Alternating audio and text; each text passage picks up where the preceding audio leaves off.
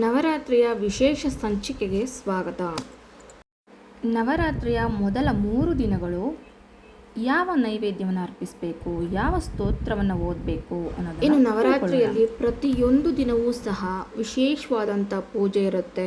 ಪ್ರತಿಯೊಂದು ದಿನವೂ ಸಹ ವಿಶೇಷವಾದಂಥ ಮಂತ್ರ ಹಾಗೂ ನೈವೇದ್ಯ ಮತ್ತು ಬಣ್ಣ ಇರುತ್ತೆ.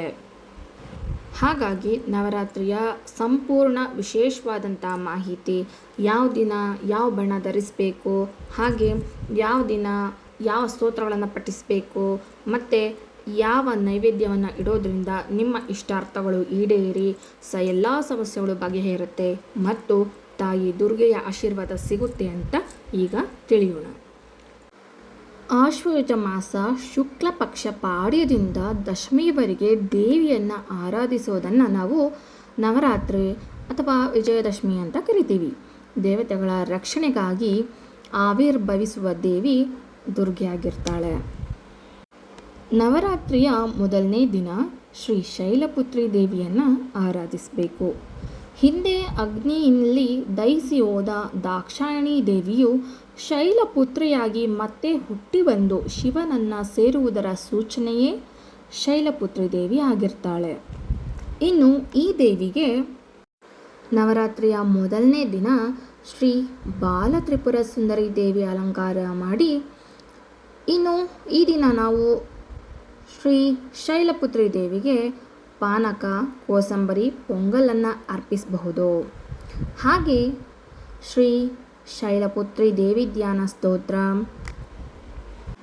ಶ್ರೀ ಬಾಲಾ ತ್ರಿಪುರ ಸುಂದರಿ ಅಷ್ಟೋತ್ತರಗಳು, ದೇವಿ ಕವಚ, ದುರ್ಗಾ ಅಷ್ಟೋತ್ತರ ಇತ್ಯಾದಿ ಮಂತ್ರಗಳನ್ನು ನೀವು ನವರಾತ್ರಿಯ ಮೊದಲನೇ ದಿನ ಓದಬಹುದು. ಇನ್ನು ಇವಳು ಚಂದ್ರಗ್ರಹದ ದೇವತೆ ಆಗಿರ್ತಾಳೆ. ಹಾಗಾಗಿ ನವರಾತ್ರಿಯ ಮೊದಲನೇ ದಿನ ಶೈಲಪುತ್ರಿ ದೇವಿಯನ್ನು ಆರಾಧನೆ ಮಾಡೋದ್ರಿಂದ ಮನಸ್ಸು ನಿರ್ಮಲವಾಗಿ ಶರೀರವು ರೋಗ ರುಜಿನಗಳಿಂದ ನಿರ್ಮಲವಾಗುತ್ತೆ. ನಂತರ ದುರ್ಗೆಯ ಎರಡನೇ ಅವತಾರ ಬ್ರಹ್ಮಚಾರಿಣಿ ದೇವಿ. ಪಾರ್ವತಿಯಾಗಿ ಕಠಿಣ ತಪಸ್ಸನ್ನು ಆಚರಿಸಿ ಶಿವನನ್ನು ವಿವಾಹವಾದ ಸಂಕೇತವೇ ದೇವಿ ಬ್ರಹ್ಮಚಾರಿಣಿ ಆಗಿರ್ತಾಳೆ. ಈ ದೇವಿಯು ಕುಜಗ್ರಹದ ದೇವತೆ ಆಗಿದ್ದಾಳೆ. ಇನ್ನು ಈ ದಿನ ನೀವು ನೈವೇದ್ಯವಾಗಿ ಪುಳಿಯೋಗರೆ, ಪಾನಕ, ಕೋಸಂಬರಿ, ಶಕ್ತಾನುಸಾರ ನೀವು ಸಿಹಿ ಪದಾರ್ಥಗಳನ್ನು ಅರ್ಪಿಸಬಹುದು. ಇನ್ನು ನವರಾತ್ರಿಯ ಎರಡನೇ ದಿನ ನೀವು ಪಠಿಸಬೇಕಾದಂಥ ಮಂತ್ರಗಳು ಯಾವುವು ಎಂದರೆ ದೇವಿ ಸ್ತೋತ್ರಗಳು, ಶ್ರೀ ಬಾಲಾ ತ್ರಿಪುರ ಸುಂದರಿ ಅಷ್ಟೋತ್ತರಗಳು, ಸಹಸ್ರನಾಮ, ಅನ್ನಪೂರ್ಣೇಶ್ವರಿ ಅಷ್ಟೋತ್ತರ, ದೇವಿ ಖಡ್ಗಮಾಲಾ ಸ್ತೋತ್ರ ಎಲ್ಲ ಸ್ತೋತ್ರಗಳನ್ನು ಓದಬಹುದು. ಹಾಗಾಗಿ ನವರಾತ್ರಿಯ ಎರಡನೇ ದಿನ ಬ್ರಹ್ಮಚಾರಿಣಿ ದೇವಿಯನ್ನು ಆರಾಧನೆ ಮಾಡೋದ್ರಿಂದ ನಿಮ್ಮ ಮನಸ್ಸಿಗೆ ಧೈರ್ಯ, ಕಠಿಣ ಸಮಸ್ಯೆಗಳನ್ನು ಎದುರಿಸುವಂಥ ಶಕ್ತಿ ತಾಯಿ ಕೊಡ್ತಾಳೆ. ನಂತರ ನವರಾತ್ರಿಯ ಮೂರನೇ ದಿನ ಚಂದ್ರಘಂಟಾದೇವಿ. ಇನ್ನು ಚಂದ್ರಘಂಟಾದೇವಿಯ ಮಹಿಮೆಯನ್ನು ನೋಡೋದಾದರೆ, ಶಿವನಲ್ಲಿದ್ದ ಘೋರ ರೂಪವನ್ನು ಶಮನ ಮಾಡಿ ಸಾತ್ವಿಕ ಸ್ವರೂಪ ರೂಪಿಸಿದ ದೇವಿಯೇ ಸಾಕ್ಷಾತ್ ಚಂದ್ರಘಂಟಾದೇವಿ. ನಂತರ ಈಕೆ ಗಾಯತ್ರಿ ದೇವಿಯ ಅಲಂಕಾರ ಮಾಡಬಹುದು ಈ ದಿನ ನೀವು. ಇನ್ನು ಚಂದ್ರಘಂಟಾದೇವಿ ಶುಕ್ರಗ್ರಹದ ದೇವತೆ ಆಗಿರ್ತಾಳೆ. ಈ ದಿನ ನೀವು ನೈವೇದ್ಯ ಇನ್ನು ಚಂದ್ರಘಂಟಾದೇವಿಗೆ ನೈವೇದ್ಯವಾಗಿ ಈ ದಿನ ನೀವು ಪಾನಕ, ಕೋಸಂಬರಿ, ಕೊಬ್ಬರಿ ಅನ್ನ, ಕೊಬ್ಬರಿ ಹಾಕಿದ ಪಾಯಸವನ್ನೇ ನೈವೇದ್ಯವಾಗಿ ಅರ್ಪಿಸಬೇಕಾಗುತ್ತೆ.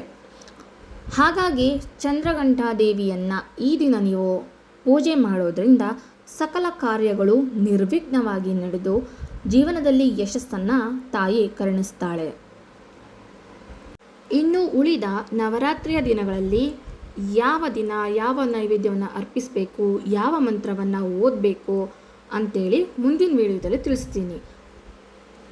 ಯಾಕಂದರೆ ವಿಡಿಯೋ ತುಂಬ ಉದ್ದ ಆದರೆ ಜನ ಯಾರೂ ಕೂಡ ಇಷ್ಟಪಡಲ್ಲ. ಹಾಗಾಗಿ ಪುಟ್ಟ ಪುಟ್ಟ ವಿಡಿಯೋಗಳನ್ನು ಮಾಡಿ ನಾನು ನಿಮಗೆ ತಿಳಿಸ್ತಾ ಹೋಗ್ತೀನಿ. ಹೀಗೆ ಸರಿಯಾದ ರೀತಿಯಲ್ಲಿ ಸರಿಯಾದ ವಿಧಾನದಲ್ಲಿ ತಿಳಿದು ಪೂಜೆಗಳನ್ನು ಮಾಡೋದ್ರಿಂದ ದೈವ ಕೃಪೆ ನಿಮಗೆ ನಿಮ್ಮ ಕುಟುಂಬಕ್ಕೆ ಸದಾ ಇರುತ್ತೆ. ತಾಯಿ ದುರ್ಗೆ ಆಶೀರ್ವಾದವೂ ಸಹ ಸಿಗಲಿ ಅಂತ ಹೇಳ್ತಾ ಮತ್ತೆ ಮುಂದಿನ ವಿಡಿಯೋದಲ್ಲಿ ಸಿಗ್ತೀನಿ. ನಮಸ್ಕಾರ. ಇನ್ನೂ ಏನಾದರೂ ನಿಮಗೆ ಹೆಚ್ಚಿನ ಮಾಹಿತಿ ಬೇಕಾದಲ್ಲಿ ಕಾಮೆಂಟ್ ಮಾಡಿ, ಖಂಡಿತ ಎಲ್ಲರಿಗೂ ಉತ್ತರ ಕೊಡ್ತೇನೆ. ಧನ್ಯವಾದಗಳು.